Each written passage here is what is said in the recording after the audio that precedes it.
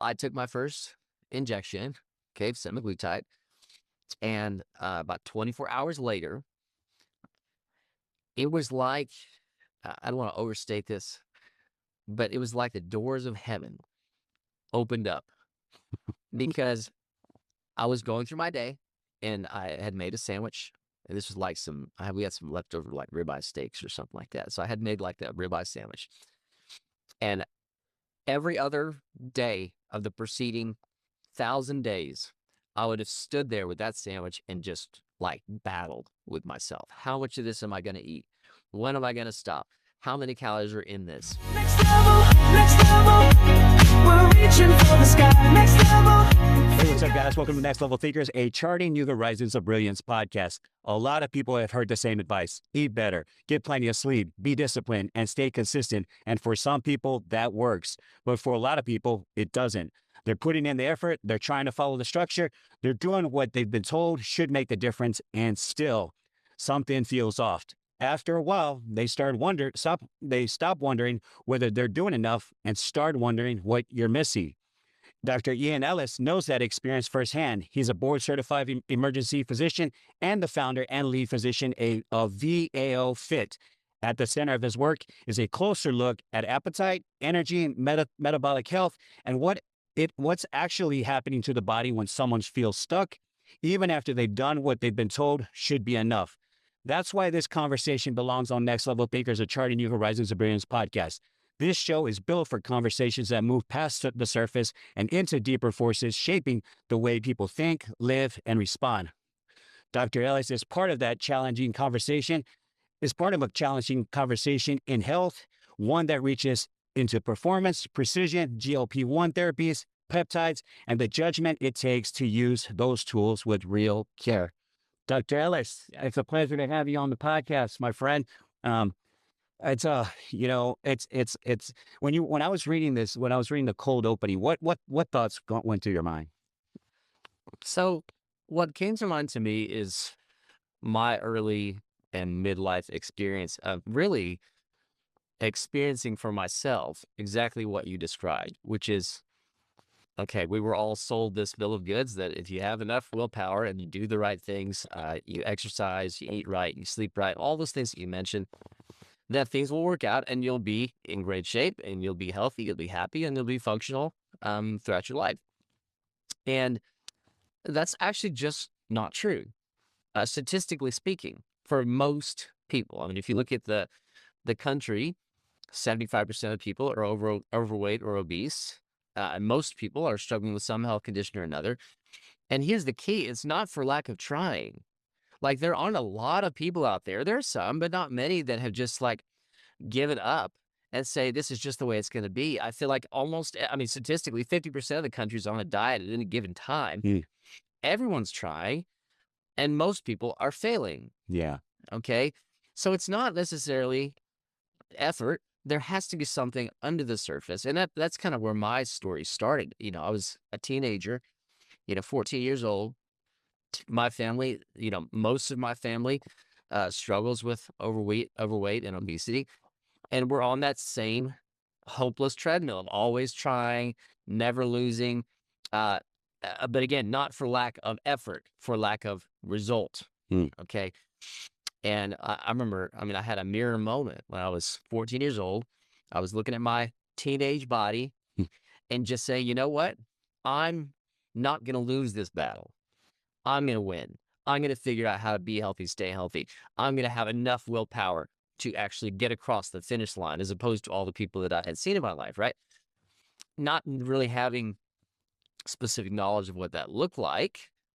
What I believed at the time was, I guess I just have to try even harder mm. than they are trying.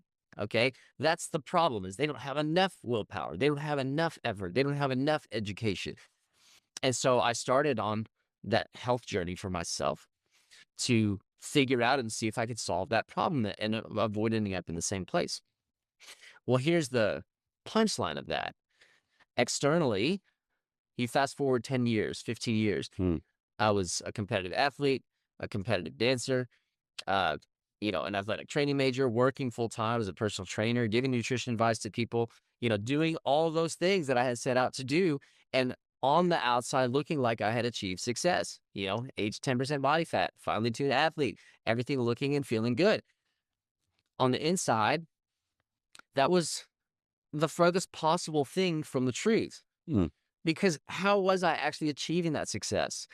Sacrificing time with my family and friends, not going to parties because I was afraid of temptation from food, not being willing to travel because I didn't have access to a gym 24/7. Okay.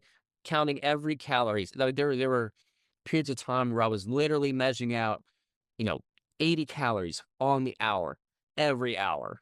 Okay. To hit my numbers exactly, perfectly, precisely to get the outcome that I wanted. Um, Really toxic cycles of overeating and binging, bulking up, kind of in a bodybuilding type community, and then periods of extreme restriction Mm. where I'm basically trying to eat as little as possible for as long as possible to cut down and kind of uncover, that physique Mm. that I wanted to show up.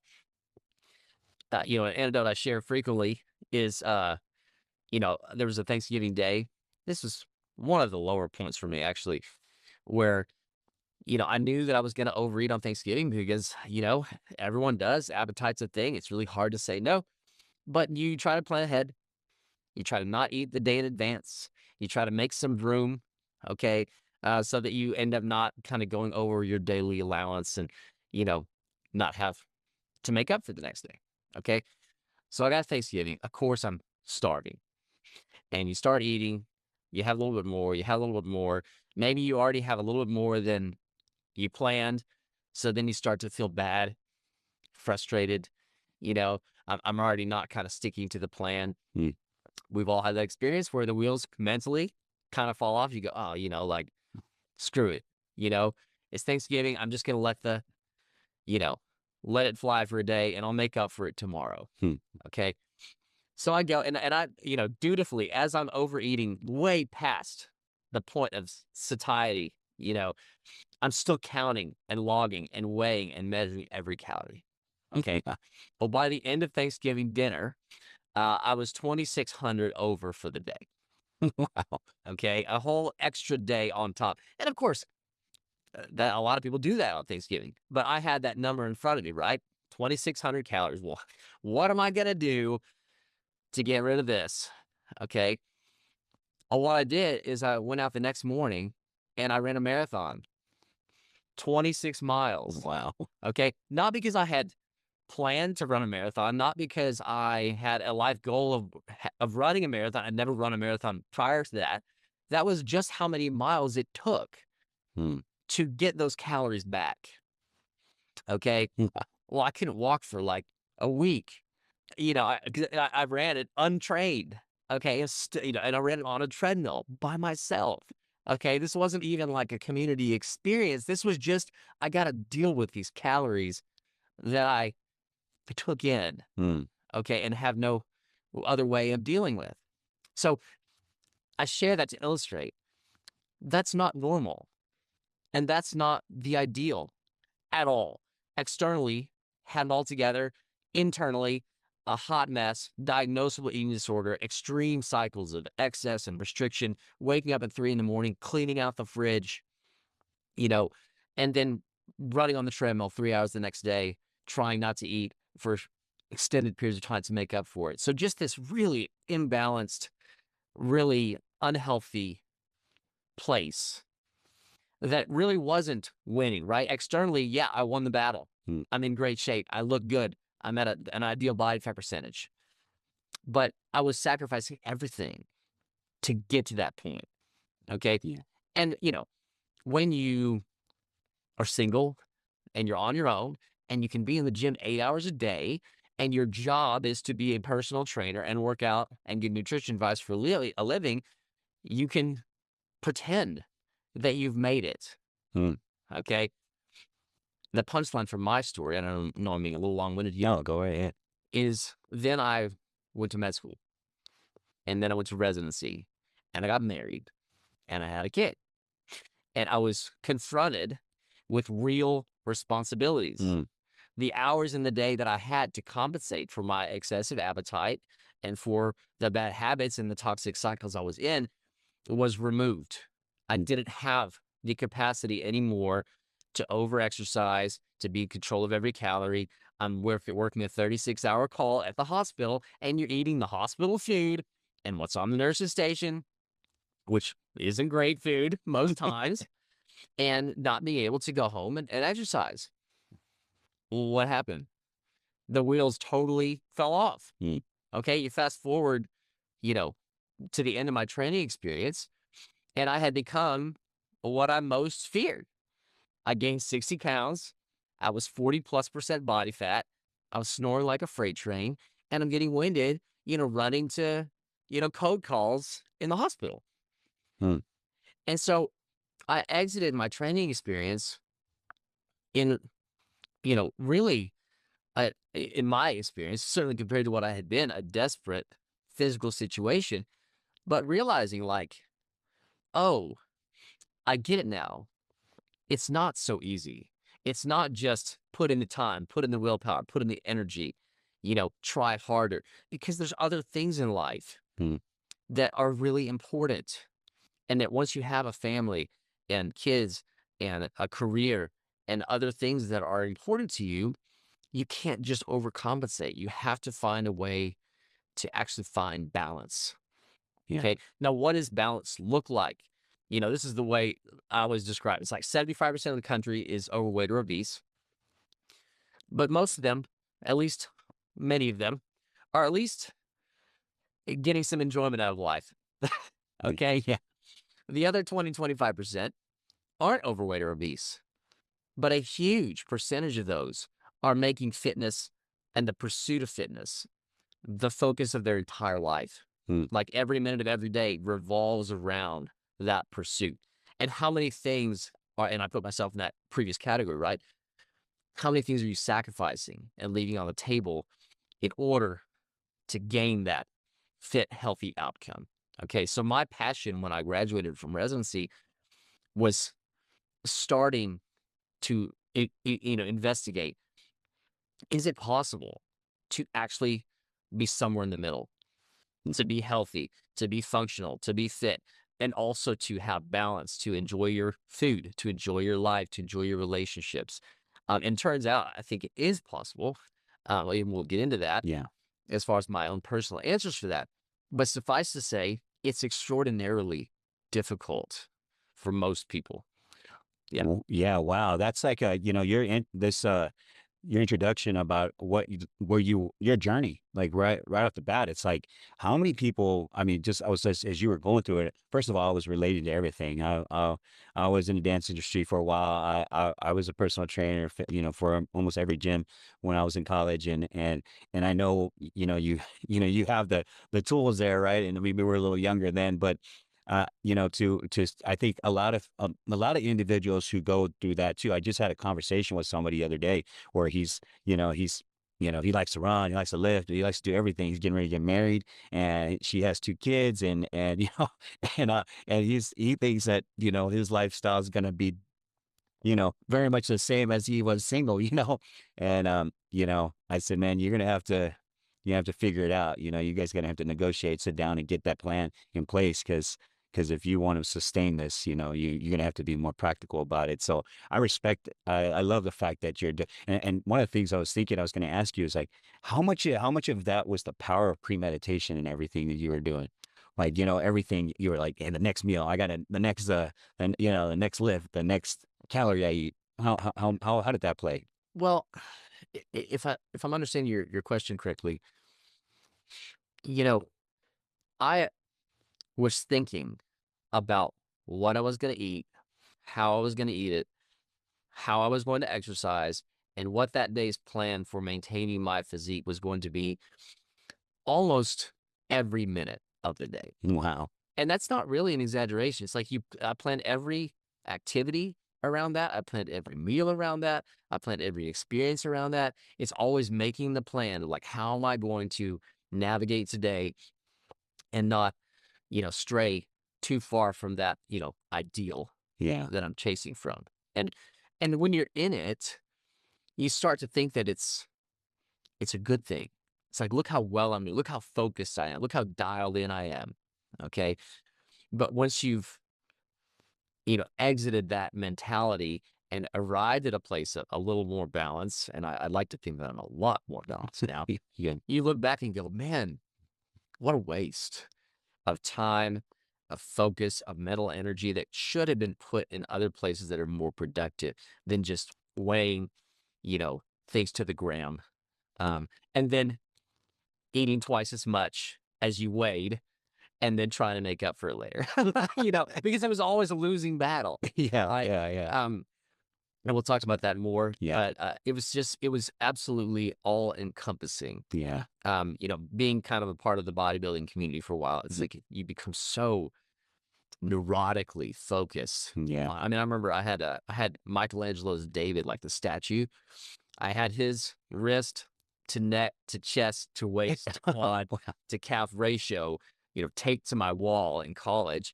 And that's what I would compare myself to. It's like, oh, what are we shooting for? Oh, just the classical Grecian ideal by a master sculptor. I mean, that's not excessively lofty. You know what I mean? Yeah.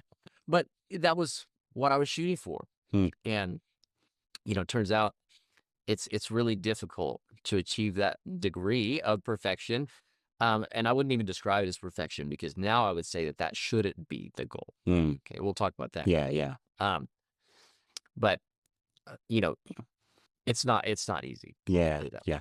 Well, just for the record, instead of Apollo 11, I was going to have Arnold Schwarzenegger in the background because I mean, like you, I was always mesmerized by Arnold. I was like how perfect his body was. I had the encyclopedia and everything, so I get it. Like you say, I wanted his biceps, and I think I accomplished that for a while. So there's this famous picture of him on stage with his arms kind of out like this, right? And I had that hanging on my wall in college, and I like painted a whole like basically mural around it so that I would look at every day. Yeah, yeah. Yeah, it does. Yeah, there.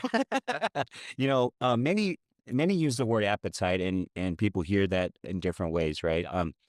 When you say appetite, what are you actually talking about, both physically and mentally? Yeah. So that's a perfect question because solving what I call the appetite problem is the central dilemma of the modern age. Mm. Okay, and I'll explain that a little bit more. So, if you go back 100 years, 200 years, 5,000 years, before the industrial age, okay, most of people's lives revolved around expending enormous amounts of physical energy to catch, procure, grow, prepare, and eat low energy density food. Hmm. Okay. In other words, you had to work really hard and really long to get anything out of the ground or to chase anything down that was running away from you. Okay. Once you caught it or grew it, you had expended so much energy in the process that there was no cost to eating at all. Okay. In fact, you needed it. Okay. Yeah. Not only did you need it, you probably needed to eat to excess because it's going to take you more energy to grow and catch the next one. Mm. Okay. So, whether it's evolutionary or design or a combination of those things, our bodies are perfectly designed for that type of environment where you have to expend a lot of energy to catch a little food. When you get it, when you have access to it, and again, this is pre-industrial. We didn't have easy refrigeration. We didn't have, processed foods that can sit on a shelf for years at a time. Preserving it also took work. I remember reading Little House on the Prairie when I was a kid and going through that old school, like, okay, we're going to break down a pig and we're going to cut it in quarter. And we're going to hang it up in a smokehouse. And there was like a whole day's experience of physical labor to process that animal and prepare for storage and to consume, right? Well, it makes sense in that environment that when you have access to food, you eat it and you store it as fat for a damn good reason, because you're going to need that storage for the next time. Okay. And not only that, it wouldn't make any sense at all for your body to freely liberate those stores. It makes sense for your body to say, I'm going to hold on to that as long as I can, because it's there for a reason. Because I'm not going to have access to unlimited food. There may be a famine around the corner. There may be illness, okay, pre-antibiotics, right? Yeah. Your body had to have a reserve to deal with things. Well, then you fast forward and you reach the modern age where everything in that story was upturned within just a fraction of a blip of a moment in time. Now we have unlimited access to food, like truly unlimited. Yeah. You can eat as much as you want, whenever you want. There's no limit. You also don't have to expend energy to do it. I mean, now, like you can DoorDash 100% of your calories to your front door and even instruct them in the app, leave it inside the front door. You don't even have to open the door and go get it. Okay. So you have unlimited access to food that you don't have to spend any energy cost to get to. Okay. The food quality, of course, we know has catastrophically deteriorated. Our food supply, the soil it's grown in, the way that we grow and process it is not natural anymore. We're not as nutrient dense as we used to be. And of course, processed foods, they take everything that's good and natural within the food, they take it out and they add a bunch of things that aren't helpful. That's your added fats and your added sugars and your added chemicals and, things that make it hyper palatable, etc. Yeah. Okay. So where does that leave us? Our bodies haven't changed. Our bodies have not significantly changed in 100 years in any meaningful way. Okay. So we're in an environment where there's food everywhere. You still have a biological drive to eat it because your body thinks that famine is right around the corner. Okay. You layer on hyper palatable foods that are much more delicious, like Oreos don't grow on trees. Okay. Yeah. You have hyper palatable foods that are very difficult, that don't tickle those satiety centers like real whole foods do to say, I'm good, I'm full, I'm done. Okay. And so you consume the available calories just as your body intends you do. You gain the stored fat just as your body is intended to gain. But the famine never comes. We never have that period of time where we're forced into those stores. So what do? We try to manufacture a famine. That's called a diet. And we go, I know the food's right over there, but I'm not going to eat it. I'm going to force my body to dip into those reserves. Here is the problem. And this is the crux of the appetite problem. Your body keeps a score, an account, and it knows exactly how much you are drawing from that storehouse. Okay. And when I say exactly, I actually mean that literally. So if you start January 1 at 200 pounds and you end the year January 1 at within a couple pounds of that, which is most people's experience, most people maintain their weight generally. Okay. And they kind of have a set point where their body wants to be. If you're within 2 pounds of where you started at the end of the year, this is real math. You can verify it. Your body nailed the ins to the outs to a 99.9998% accuracy. Wow. Okay. If you have any sort of mechanical mind, you know how unbelievably difficult it is to do anything with that degree of precision. Okay. Yeah. Your body knows to that degree of accuracy and tunes it. A little extra bite here, a little sip there, a little cheap meal there, a little something else around the corner to keep you exactly where it wants you. Okay. Because it knows that it has this tool called appetite to force you eventually to refill that storehouse that you're taking those hard-earned, hard-stored calories from. Okay. What I think people underestimate drastically is the power of appetite as a physiologic drive. Okay. We've all had the experience, though. You start a diet on Monday. You can do it. You lose a little weight. It's probably water weight, but fine. You feel good. Tuesday, you're like pretty hungry. Wednesday, food noise is really turning up. You're kind of thinking about food all the time. Thursday, it's all you can think about. And, you walk into a room, you see food on the table, and you're just like, as you walk by it, you're just like, man, I see that, I smell that, I want that, but no, I'm not going to do that. And then you get to the weekend. That urge becomes intolerable. The proverbial wheels fall off, You eat back every single one of those calories that you burn throughout the week. Okay. And by every one, I mean really precisely. We all have a point where your body says, okay, I'm tired. I'm not eating anymore. Well, guess that. Guess what? That's the exact point where your body goes, I'm good. We refilled all that stuff that you took from me, and I'm happy again. I'm at my set point. I'm where I want to be. Okay. Yeah. It's just like telling someone not to sleep. Mm. Don't sleep. You can do it for a day. What about the second day? Really tired. Third day, you're hallucinating. And fourth day, you're sleeping sitting up. Okay. It's the same with appetite. We're not in control. We like to think that we are, and you can white knuckle your way with all kinds of unusual structures and, pre-prepping your meals and everything's laid out and all of the things that I did for so many years to keep control of my appetite. But we're not really in as much control as we'd like. It's an extraordinarily powerful urge. And the problem is that because we're in this modern environment with food everywhere, with no energy cost to procuring or making or storing it, most people do gain excess weight. And then to lose it is extraordinarily difficult because your body says, but why would you do that to me? Why would you take these hard-earned stores that I worked so hard to, store up for you for a rainy day when the food's right over there? Just go eat it. Okay. And so we do. All right.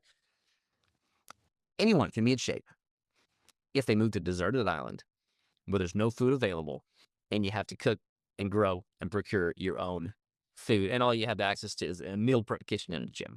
Okay. Being healthy is a physiological imperative in that environment. It's kind of hard to do anything else. You go back 100 years ago, 1920. You know what the average weight of an American male was? What was it? 160 pounds. Wow. Okay. 160 pounds in this day and age is a freaking lightweight. Yeah. Okay. Wow. The average American male is over 200 pounds now. Mm.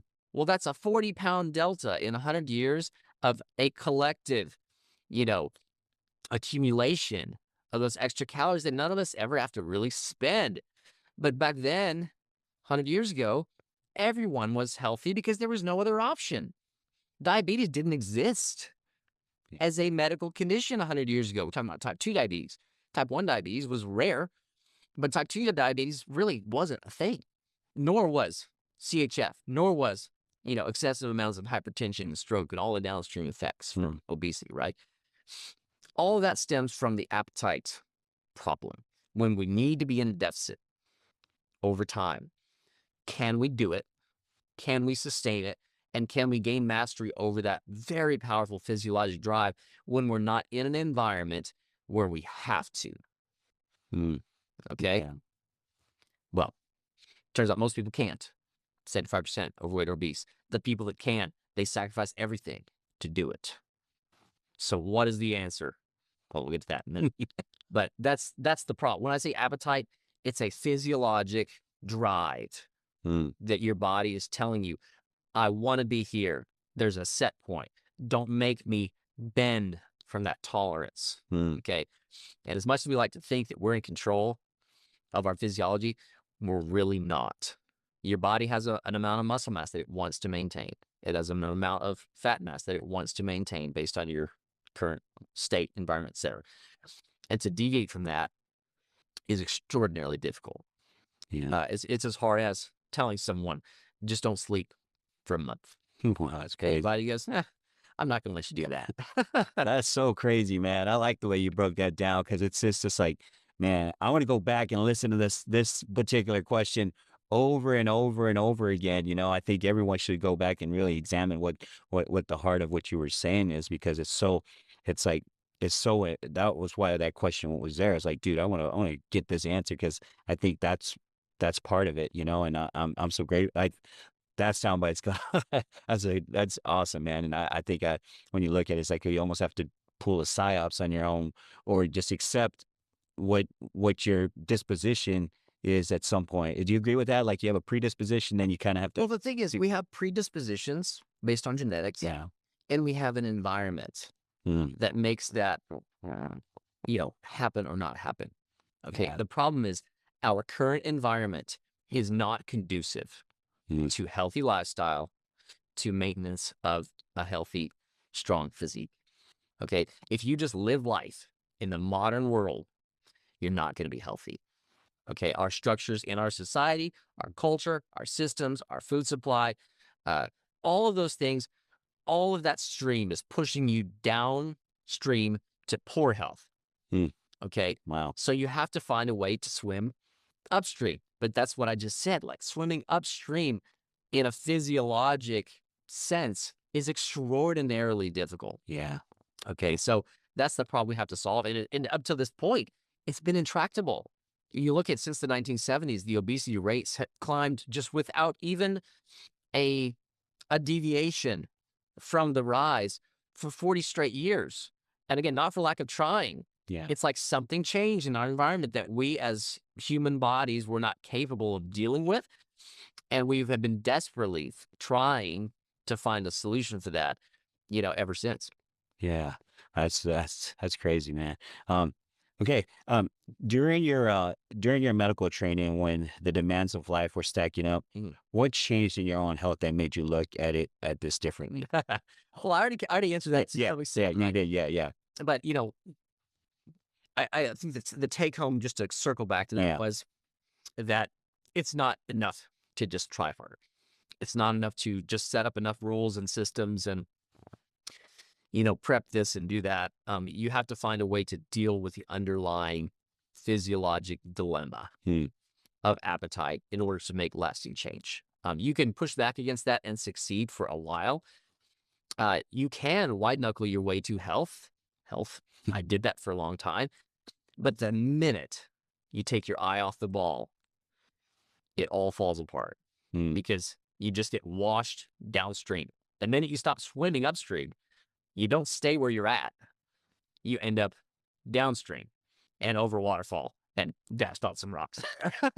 Right. I'm gonna never see that scene again, and I'm gonna remember this. Yeah, and that's what happened to me in residency. I was forced to stop swimming, Yeah. and I ended up down, river with everyone else. Yeah. And everyone goes, "See, we told you it wasn't so easy."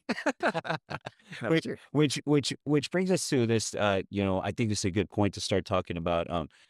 This in particular, the work you're doing with your patients. Yeah. Once you started working with your patients, what patterns kept showing up that told you the standard way of handling this was missing something important? So I love this question because I'll the answer. Uh, I didn't start working with patients first. I started working on myself. Okay. Nice. The beginning of that story was I was working a shift in the ER overnight. Just working with one of my dear nurse practitioner friends. This is in 2021 or 2022, whereabouts. And it's about that long ago. And, we both had been kind of on a weight loss journey, for most of our lives. And just, we'd always kind of talked about it. And she said, "So, I heard there's a new drug. It's called Ozempic." And I had never heard of it before. This is before it was like, the most popular drug in the world. And I said, "Well, what's that?" She says, "Well, it's this new drug. It's, a repurposed diabetes drug, but it takes away your appetite." And I asked more questions and I went, so what do I need to know? It's like, nothing. Like you just take it and you just lose weight. And I said, I've heard that before, but like sign me the frick up. Okay. Because I'm so tired of fighting this battle every minute of every day. Okay. And so I said, "Well, will you write me a script?" She said, "Sure." So I got the vial of semaglutide in the mail and I had the, instructions, right, of how to take. There's a standard dosing protocol. You start low and then you increase progressively over time to kind of reach this max treatment dose that was the most effective dose. And not knowing any better. And honestly, being so desperate to achieve freedom from that, I didn't really look into it with much rigor. I just said, "Okay, let's give it a shot. Let's see what happens." Okay. Well, I took my first injection, okay, semaglutide, and about 24 hours later, it was like, I don't want to overstate this, but it was like the doors of heaven opened up because I was going through my day and I had made a sandwich And this was like we had some leftover like ribeye steaks or something like that. So I had made like that ribeye sandwich. And every other day of the preceding 1,000 days, I would have stood there with that sandwich and just like battled with myself. How much of this am I going to eat? When am I going to stop? How many calories are in this? Am I going to stop at 1? Or am I going to eat 2 or 3 and then have to go serve my time on the treadmill? Okay. Well, I started eating that sandwich, and halfway through, it's like the weirdest thing happened.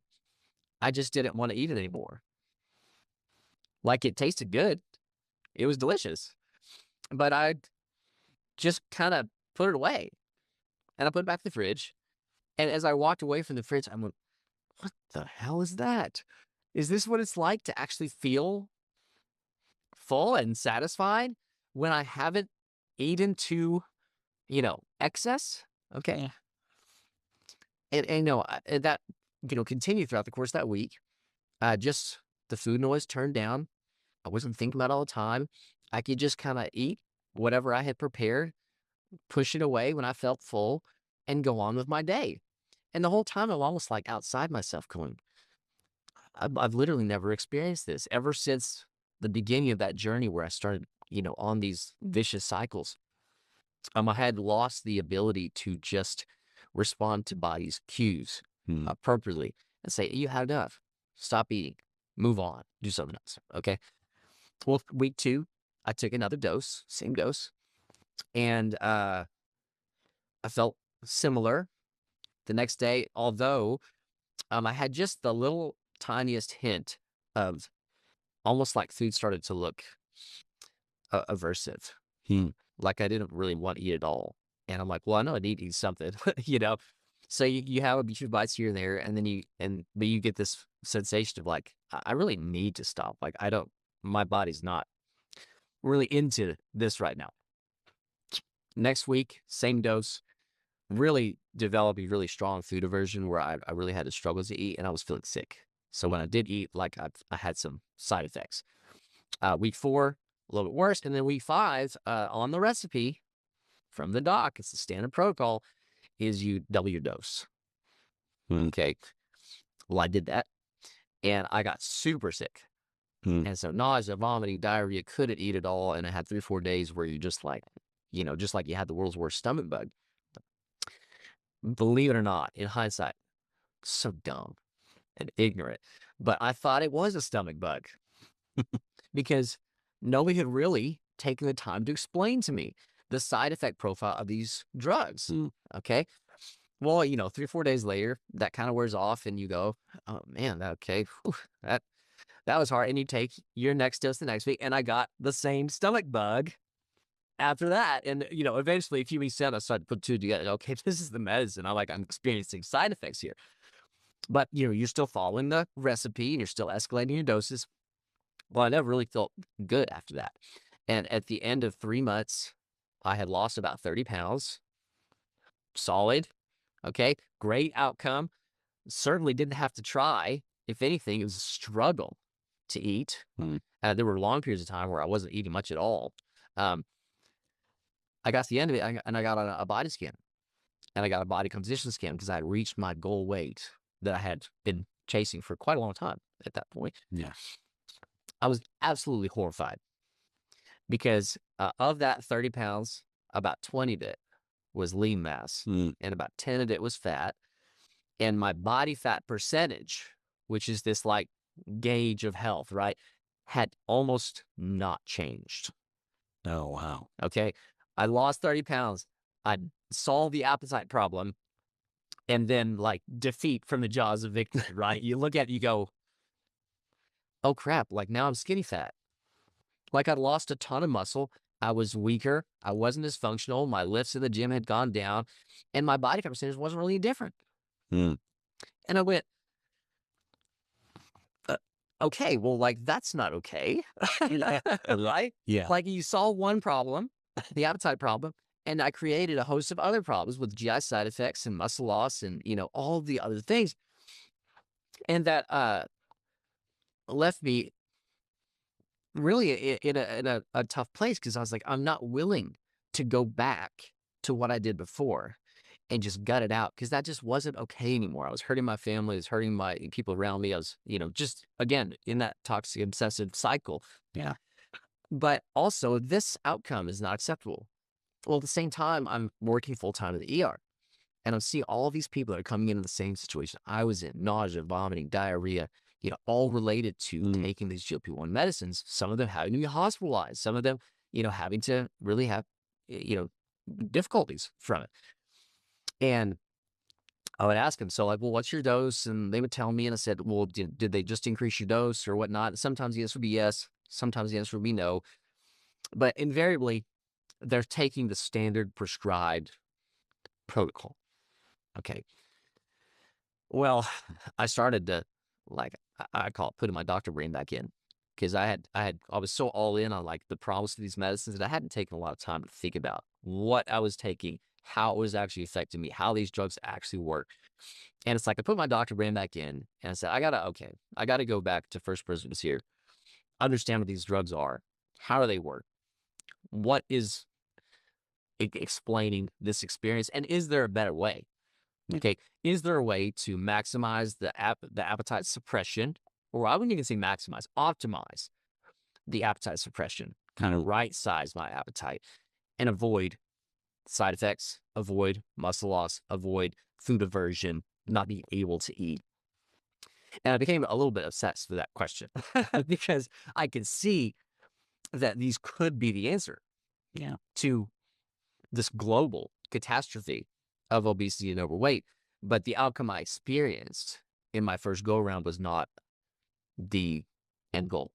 Okay, so I had to figure out, is there a better way? Okay, I can move right into what that better way was, or I can follow everything. I'll go with this next question. We'll see where it leads. Okay. Yeah. As your work developed, you began using the tools that are getting more attention now, including the GLP therapies and peptides. Yeah. When you decided to use the tools, what are you actually trying to correct and support in the body? Yeah. Does that help? Okay. Yeah, we'll get to that. Yeah. Sure. So the process I went through is I started to study the drugs and understand, okay, how do they actually work? When you take a dose, what happens? What is the GLP-1 receptor anyway?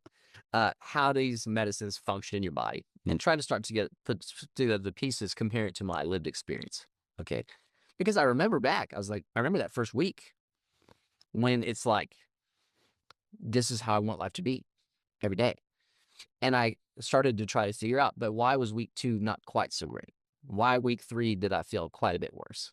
And then why in week 5 did the wheels fall off and I got super sick? Okay, because I had stayed at the same dose, right, for those first 4 weeks. Well, when you look at the pharmacokinetics, which is basically how these drugs are absorbed and metabolized by your body, the answer immediately became obvious because these medicines, if I give you ibuprofen right now, okay, it doesn't take long. Like, you'll feel a little better, your fever might come down, and then 6 hours later, your fever's back, you need some more. Okay. Yeah. GLP-1s are not that way. If I were to inject you right now with a GLP-1, half of that dose would still be in your body a week later. Okay. Half of that, what remained, would still be in there a week after that. Okay. It actually takes 5 weeks for a single dose of semaglutide to be fully metabolized. All right. Well, imagine, this is simple math, but once I started to see it, then you can't unsee it. If I inject you with 1 milligram of something, and a week later there's half of it left, how much is in your body? Half a milligram. Yeah. Okay. I take another dose of 1 milligram, same dose. How much is now in my body? 1.5. 1.5. Okay. Wow. Because it's additive, right? I took that first dose. You would think it'd be 1. Yeah. But it's not. And this is the absolute key to understanding the challenges and problems with GLP-1 therapy is half of was left. You took the same dose and it stacks. It builds up.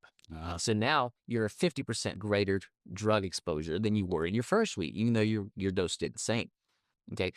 Well, my first dose was perfect for me, right? That therapeutic level the amount of drug in my system was ideal. Hmm. Week 2, even though I took the same dose, I didn't get to choose. Now, all of a sudden, I had 50% more, which was just a little bit too much. Hmm. Okay. When you fast forward another week, half of that's there left still. You take another 1 milligram dose, and that adds on top of it. So now you're even higher. And that continues for about 5 weeks. It takes 5 weeks to reach a steady state where the amount in is kind of matching the amount out. Well, what happens in the standard dosing protocol for GLP-1s? In week 5, they tell you to double your dose. So just as I was reaching an equilibrium, it says, now you don't get to stop. We're going to keep that escalator going. And believe it or not, in the standard dosing protocol, 20 consecutive weeks, you escalate your drug level relentlessly. Every single dose you take, you go higher and higher and higher and higher and higher. Okay. Well, why did that protocol exist? It existed because they were studying a large population and they wanted to prove efficacy. Hmm. Does it work at particular, stages of that escalation? And it's designed brilliantly for that. Okay. But what the study never thought to ask is what drug level is ideal for an individual person. Of those 20 steps, Yeah. what's the best one for you at any moment in time? The study doesn't ask that question. And so, of course, it doesn't answer it. And the problem with the standard dosing protocol is it doesn't even allow you to attempt to answer it because it continuously escalates. You have one, and for me, that just happened to me week 1.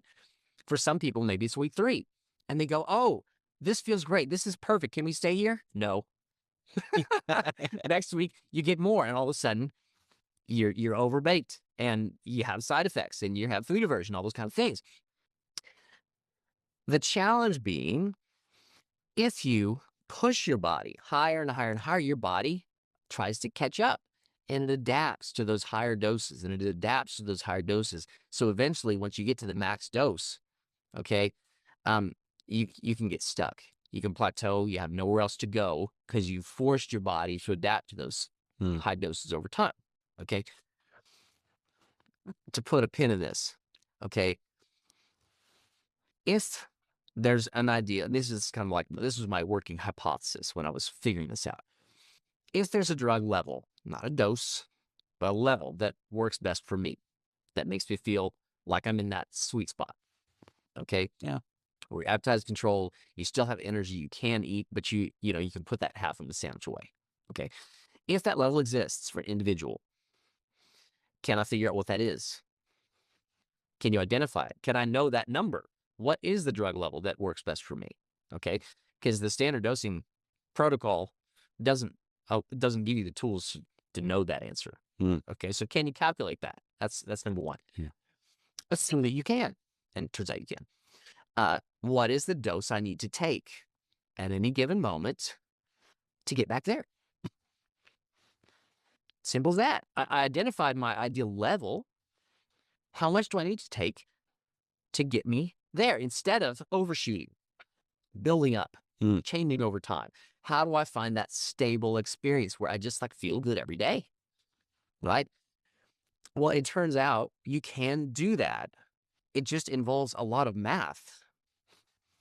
It's complicated equations based on absorption coefficients and elimination coefficients, and when did you take that dose, and how far was it from the last dose, and what percentage stacked on what. It's just math. And unfortunately, doctors at scale don't have time to do complicated math. And patients at scale don't have any idea about any of this because their doctors aren't even telling them, right? Yeah. So you end up in a situation where everyone is treated the same.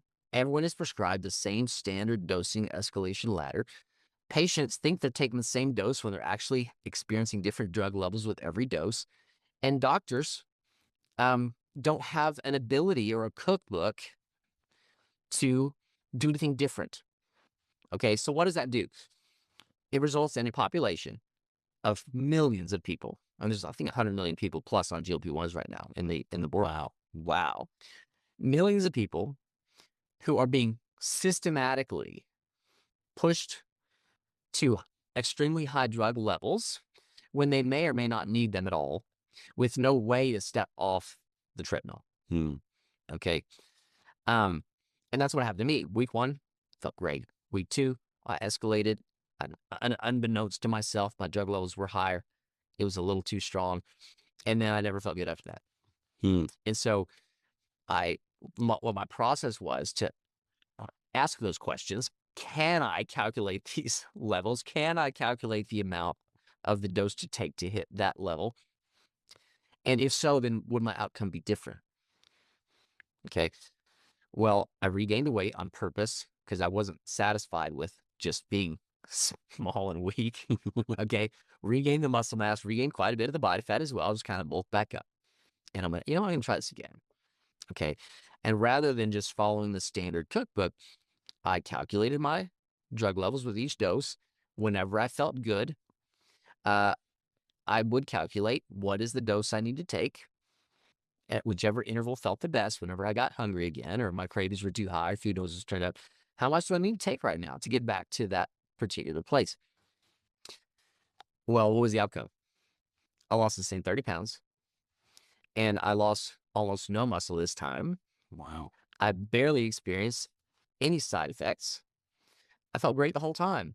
And I exited that experience going, like, yes, like this is what it's supposed to be.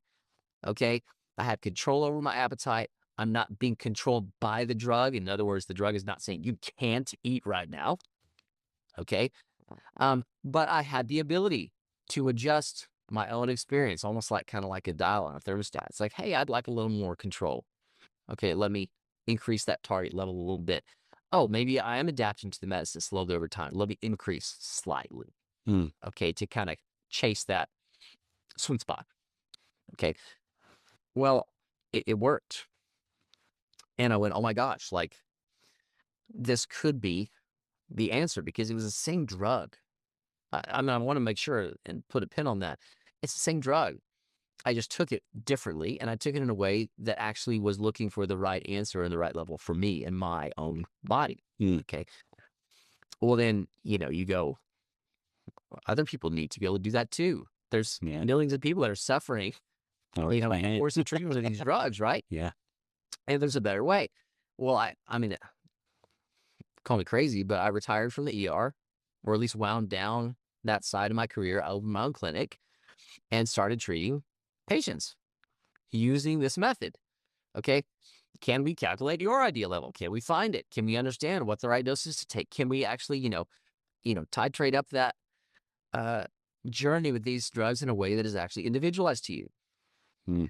And, I calculated every dose for every patient for a year in Google Sheets and a calculator. Okay. Totally not scalable. This is not something that like anyone can just do because like doctors don't have time to do that. But this was my own like passion project, and I have to prove that this works. Okay. Well, what was the outcome for that first cohort of patients? It was 112 patients. This is what we kind of retrospectively looked and saw. Okay, what was the outcome of this novel method? Okay. Believe it or not, they lost weight faster than the trials on half the dose. As a population, they took half the medicine and they lost weight just as fast or faster than the standard dosing protocol. Okay. Wow. You might go, well, how is that possible? You're taking less medicine. Wouldn't you lose less weight? And turns out the answer to that is no. Because if you right size the dose and the levels to the individual person, you don't have those weeks where you can't eat at all, where you're having nausea, vomiting, and diarrhea, where you're losing muscle mass left and right, and shredding your metabolism. So if you can maintain slow, gradual weight loss that isn't damaging your body and metabolism on the way up, you don't ever really have to plateau. But what happens with these drugs typically is they escalate them to the highest possible level. They have a hard time on the way up. They crater their metabolism. They shred their muscle mass, and then there's nowhere to go. You can't go up on the drug, but your metabolism is so low that you can, if you do try to eat, you'll gain weight, right?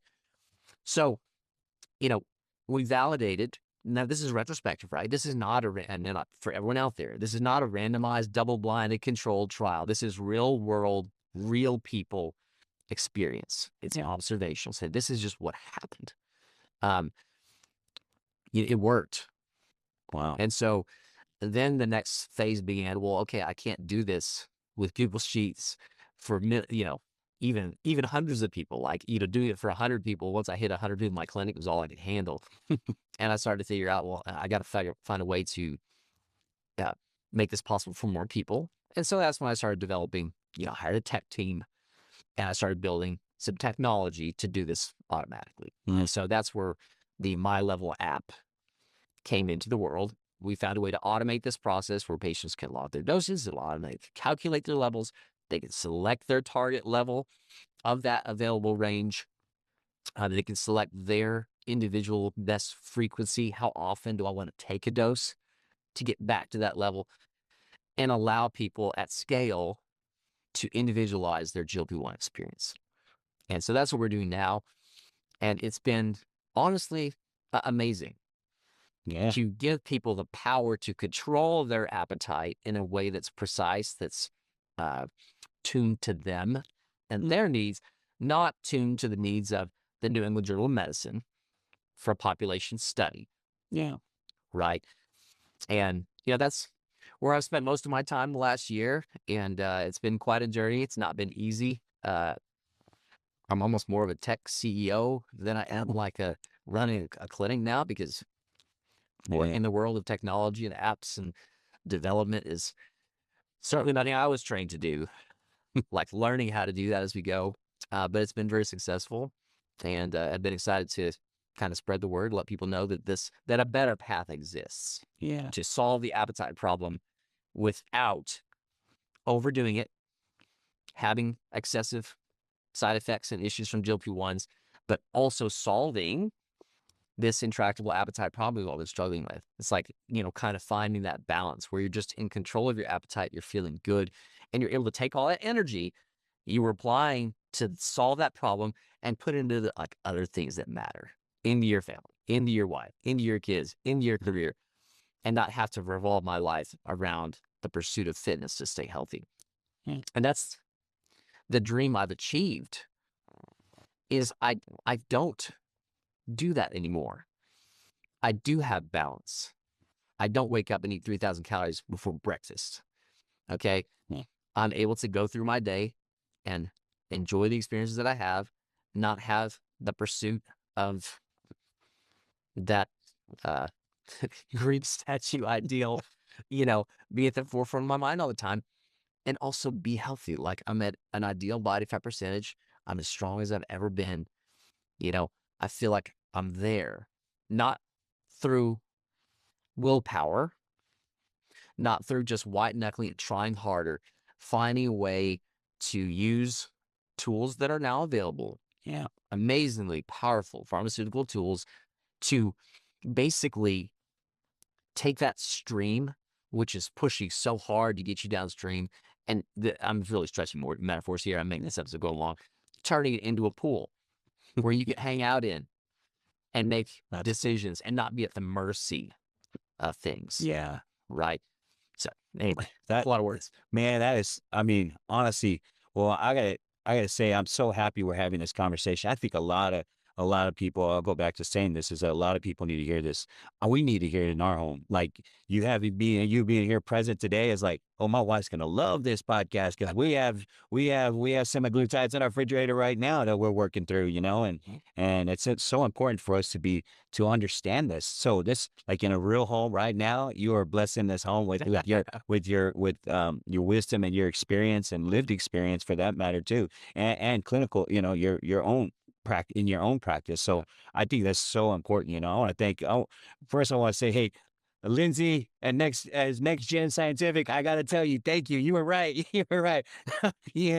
Dr. Ellis is all that and so much more. Now, as we know, there's this situation where this thing's become so popular, and everything like that. These tools are now being pulled into culture, at a culture that's impatient, right? And which is image driven and often looking for speed, right? Just so we talked about, right? How do you separate um, a real medical need from pressure that is really coming from appearance, urgency, and frustration? I absolutely love that you're asking that question. Okay. Because it's so important. Yeah.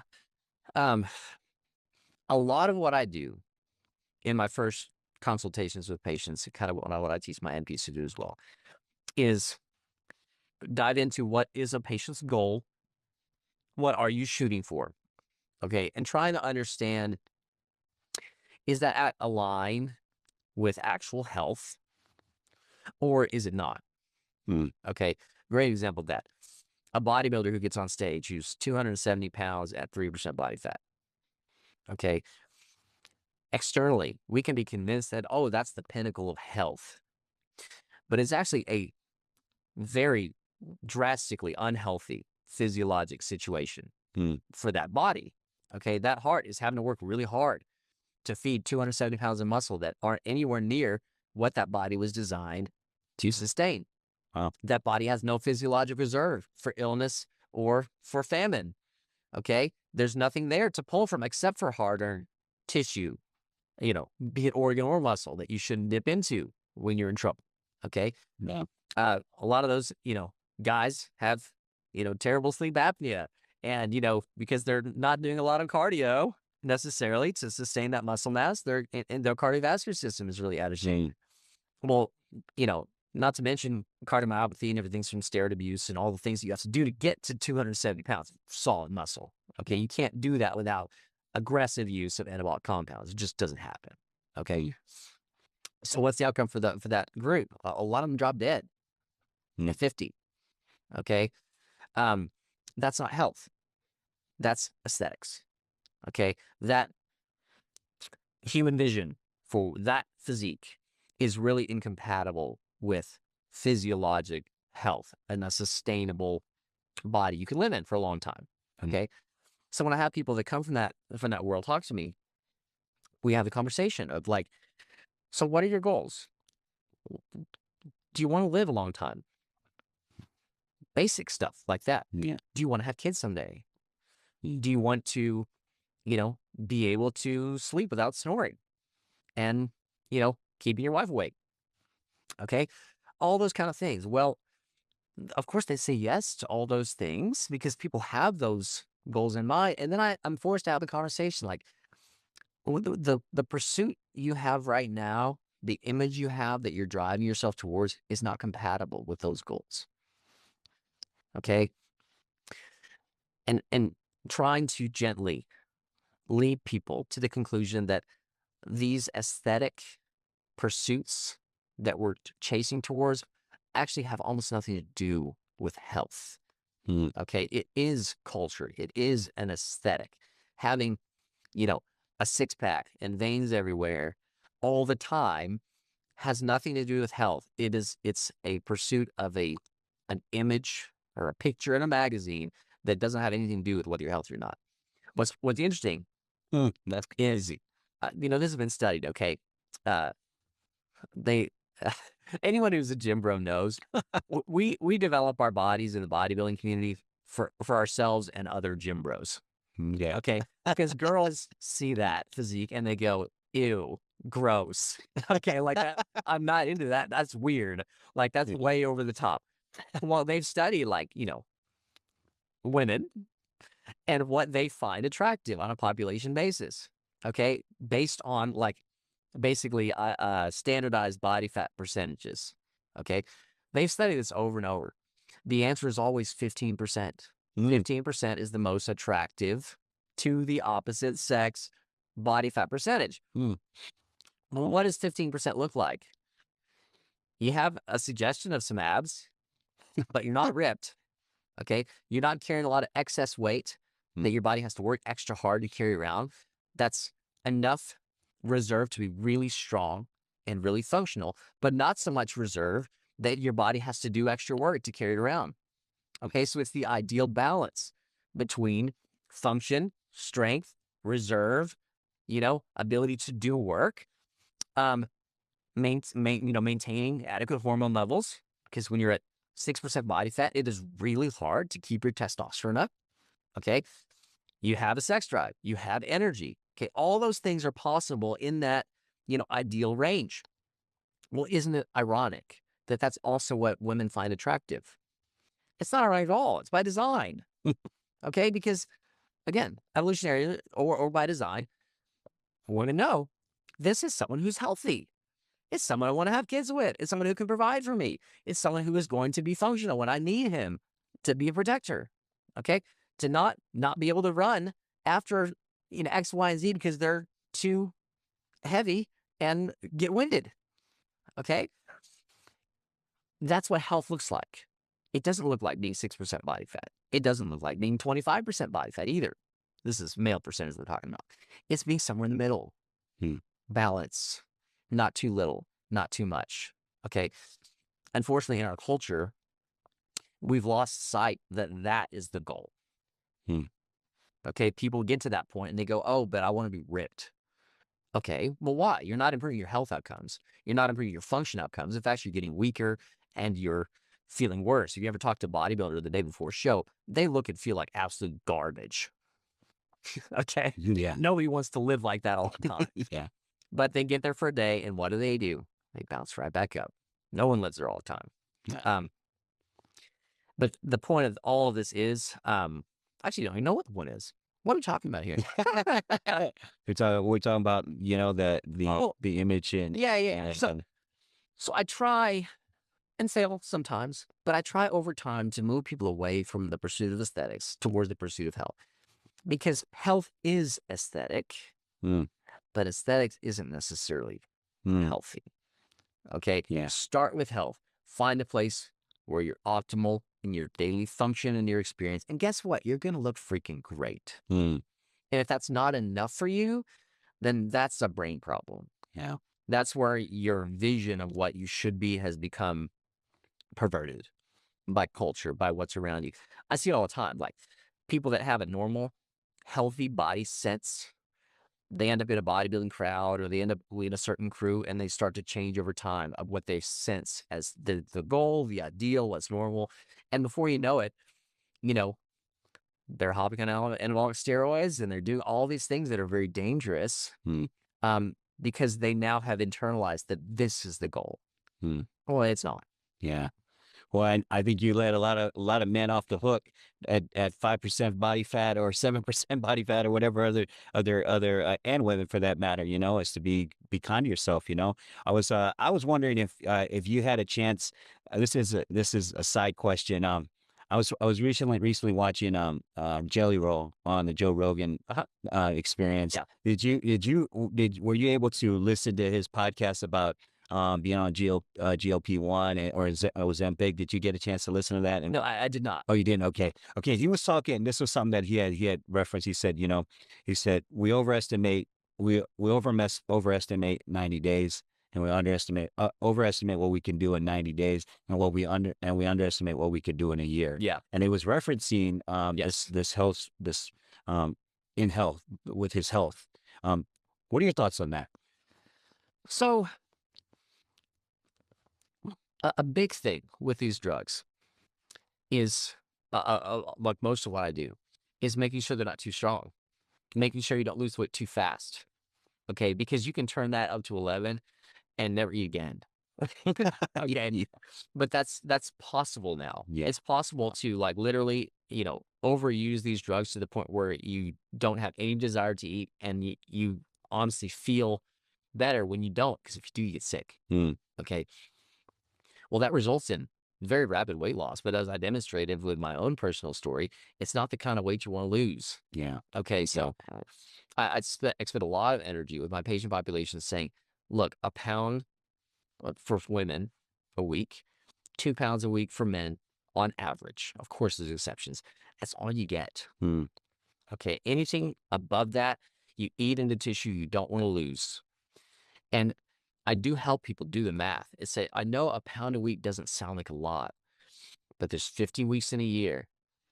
And if you lose 50 pounds in a year, that's an exceptional outcome. Wow. You lose 100 pounds in 2 years, that's a life-changing outcome. Okay. And helping people see the long game and do the math to be like, I don't have to get there this month. And this is the key, if I get there this month, I'm going to run out of gas. I'm going to plateau. I'm not going to be able to lose any more weight because I've shredded my metabolism. I lost a lot of muscle mass. And now I just can't eat to maintain this weight. Yeah. Okay. And that's what I demonstrated in my patient cohort is you actually make it further. It's like the tortoise and the hare. You make it a lot further if you go slower. If you go fast, you're going to run out of gas, you're going to plateau, and you're going to have, you're going to be stuck. Yeah. So just help people understand, like, you don't get to lose 4 pounds a week indefinitely. Yeah. Just can't happen. You can lose a pound a week almost indefinitely until you get to your goal because you're not, damaging yourself in the process. Yeah. That right there is people need to hear that too. That soundbite. This one question was like, man, that's what people need to hear. I need to hear that. My wife needs to hear that. I gotta say, hey, we gotta slow this down. Like, you gotta eat. That's so important. Okay, last question, and then we'll wrap. And then I'll ask you about what you do, where people can get a hold of you. Okay. For someone listening, who feels exhausted by the cycle of trying, failing, and blaming themselves, what would you want them to understand before they reach for the next answer? Yeah. So this might come across as a cliche, but I genuinely mean it. There are perhaps some exceptions, but not many. It's really not your fault. It's genuinely not. And trust me, the people in the 20% that have worked and fought so hard and white knuckled and tooth and nail their way to fitness, they really don't want me to hear that, because in that group, it's like, no, you can. It is your fault. It is a lack of willpower. It is a lack of ability in trying.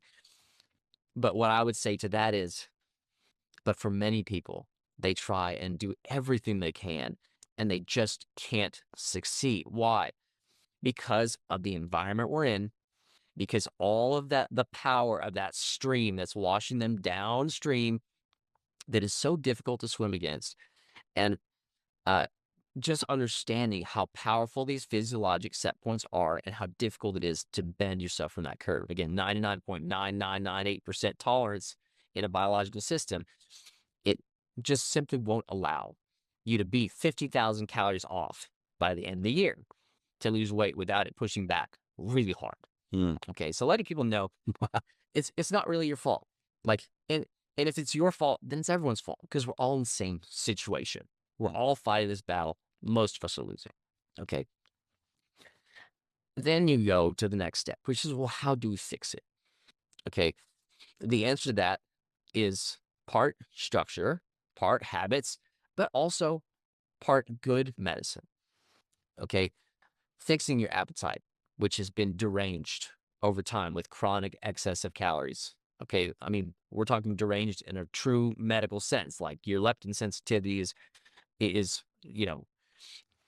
decreased. Your insulin sensitivity is decreased. You simply can't respond to the same cues the way you would anymore. Your body has changed. Your body can't tell you anymore when you should stop. You don't get the cues that this is enough. Okay. So you have to fix that. GLP-1's just an amazing tool to do that, to reset your body's cues to where and you feel that, just like I did, just put it down. You've had enough. Okay. And not having to take so much energy to do that. Okay. But there are other components to this. Hormones, testosterone for men. It is a global epidemic of low testosterone compared to historical norms. Okay, you go back 100 years, again, like the reference range went up to basically like 1100 for men was the top number. They had to downgrade or change the reference range because nobody could meet the historic norms anymore. Okay, I check young men's testosterone levels all day long in my clinic, and it's really rare to see someone like above 500. Well, 500 is middling. Okay, Yeah. but there are many people that are 400, 300, 200 in their 30s, in their 40s. Wow. Okay. Well, testosterone is a hugely important hormone. It relates to many biological systems, but your muscle mass set point, how much body fat you carry, the energy, your sex drive and libido, all those things are related to testosterone. Well, primary care doctors look at and they see it green. They say you're in the normal range and they move on. Well, green normal doesn't mean green optimal. It doesn't mean that it shouldn't be higher. And it doesn't mean that 100 years ago, without microplastics and bad food and poor sleep and all the things that we deal with as a society, that you wouldn't function at a higher level. Okay, so optimizing your testosterone, right sizing your testosterone levels to you really helps. The world of peptides, which we don't have time to talk about in probably too much depth today, that's kind of what the world of peptides opens into, is saying what are the physiologic components that are creating that downstream pressure, and can we fix those? Okay, again, I'm abusing metaphors here, but let's say there's all these jets that are pushing the water downstream, like in a spa or like a hot tub, right? And you say, okay, testosterone being out of whack, that's one jet. Turn that off. Fix that. Optimize that. Appetite being out of control, that's a big one. We'll turn that off. Okay. Growth hormone deficiency, relative, that's another one. Okay, you turn that off. And you go on down the line and you optimize your physiology with peptide therapy, with better sleep, with all the different things. And all of a sudden now you're in a calm pool where now I'm like stable, I'm safe, I'm feeling good. And now the energy I put into swimming upstream, I can put all that energy into like enjoying my day-to-day experience, right? So in answer to your question, to summarize, it's not your fault. We're all swimming in the same river. It's really, really difficult. And the answer is not generally more willpower, more intensity. It's understanding the reality, making targeted adjustments with appropriately dosed and leveled pharmaceutical agents as needed, and then taking the energy that you save from not having to fight that battle and deal with your other stuff in your life. Deal with your mental challenges, deal with the stress, deal with the lack of, X, Y, and Z that are also contributing. Now, because I'm not expending all my energy on my appetite, I can fix the other stuff that is hurting me and get to a place where I'm actually enjoying life in the day to day. Dr. Ellis, if people want to get a hold of you, where do they go? What services do you offer, and all that good stuff? Yeah. So, first of all, I really try to be accessible to as many people as I can. So my email address is md@volfit.com. That's V as in Victor, OAFIT.com. Can email me anytime. If you go to volfit.com, you can schedule a free initial consultation with myself or my team. So you're going to spend a full hour going over your individual situation, figure out what your stream looks like, and figure out what jets we need to turn up or down to get you where you want to go. Okay. That's the easiest starting point. Our office phone number and all the other social media accounts and everything else is linked on the website. So just go to volfit.com and check us out. And we would absolutely love the opportunity to take care of anyone who'd like to see us. Doc, it was a pleasure, Dr. Ellis, to have you here on Next Level Thinkers of Charting New Horizons of Brilliance. This has been a New Horizons. I think when people get done listening to this, they're going to see it's kind of like a ray of light hitting people, especially in the GLP and peptides sphere. Next time we get you on, we'll talk about peptides, maybe. Absolutely. You get underneath a little bit. Yeah, for sure. I'm excited about peptides. I'm a big, huge fan of peptides, and they help me rehabilitate my hips and for sure. So, but I think today was, very informational, educational, and it's inspirational for that matter. So thank you so much for your time and making a trek down here to come to be on the podcast. We appreciate you. Yeah, you're welcome. I mean, the last thing I'll say is, well, a couple things. First of all, it's a privilege. Thank you for having me on. I loved the opportunity just to share that ray of hope for so many people that have been trying so hard for literally, in some cases, their entire lives, and always failing, never succeeding, always feeling like that was their fault. And realizing actually, like, we're all in this together. We all have these challenges. We're all fighting the same battles. And there is a path to actually having that balance, enjoying your life, enjoying your family, enjoying your career, enjoying food. Because freaking A, like, food's a huge part of our day-to-day experience. We shouldn't be afraid of it. Finding a way to enjoy that, and also have health without obsession. So that's kind of my passion, and I hope to help as many people as I can get there. That's awesome. Well, guys, I'll say it right off the bat. Like, whenever I have a podcast, you sit down with people and you listen to how they articulate themselves and listen to their passion, enthusiasm, and joy. And I got to tell you, Dr. Ellis is a real one. I mean, I feel it. Like, yeah, I feel it's not. The biggest part too is just as a host, you want to feel the spirit of what's inside of them. And today I got my cup full and it's flowing over with your wealth of information and wisdom and education and all the great stuff. So I appreciate your time You're again. so kind. Yes, sir. Thanks so much. Yes, sir. All right, guys, that's it for Next Level Thinkers, a Charting New Horizons of Brilliance podcast. As I always say, have peace and align you, and remember that the ocean refuses no river. Next level.